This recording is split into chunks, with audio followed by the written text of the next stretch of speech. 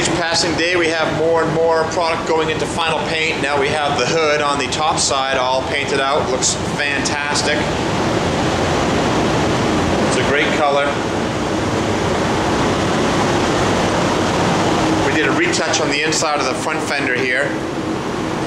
We had a couple little spots where there was a little bit of a run over there, so we took care of that. And then he started in on this door, but it didn't quite go the way he wanted to, so he stopped. He did do the back side of the door, which is complete.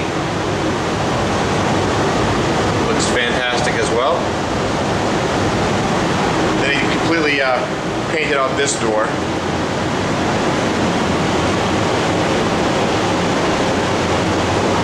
The bottoms of the doors are so important to see.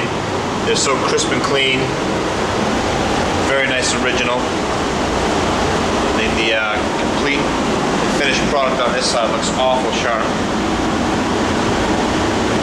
So we made some real nice headway here. It's great.